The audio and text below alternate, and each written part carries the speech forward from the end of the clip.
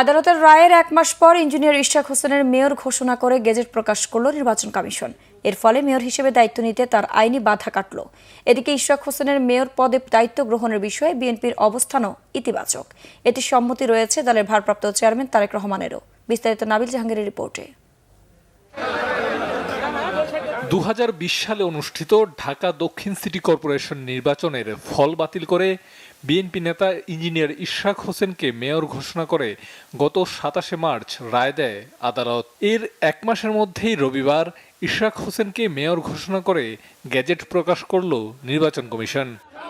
নির্বাচন কমিশনের সিনিয়র সদস্য সচিব আক্তার হোসেন স্বাক্ষরিত গেজেটে বলা হয়, 2020 সালে অনুষ্ঠিত ঢাকা দক্ষিণ সিটি কর্পোরেশন নির্বাচনে মেয়র পদে নৌকা প্রতীকে প্রার্থী ফজলে নূর তাপসকে নির্বাচিত করে দেয়া ঘোষণা বাতিল করে ধানের শীষ প্রতীকের প্রার্থী ইঞ্জিনিয়ার ইশরাক হোসেনকে মেয়র হিসেবে ঘোষণা করা হলো।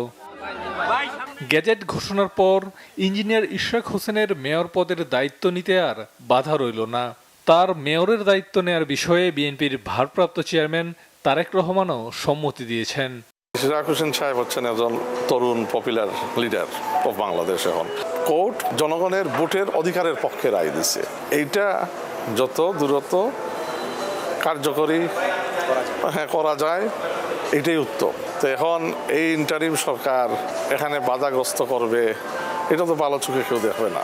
অনিয়ম, দুর্নীতি ও অগ্রহণযোগ্যতার অভিযোগে ঢাকা দক্ষিণ সিটির 2020 সালের নির্বাচন ও ফল বাতিল চেয়ে একই বছরের 3 মার্চ মামলা করেছিলেন মেয়র প্রার্থী ইশরাক হোসেন। তার বাবা সাদেক হোসেন খোকা ছিলেন অবিভক্ত ঢাকা সিটি কর্পোরেশনের সবশেষ মেয়র। নাবিল জাহাঙ্গীর, বাংলা ভিশন, ঢাকা।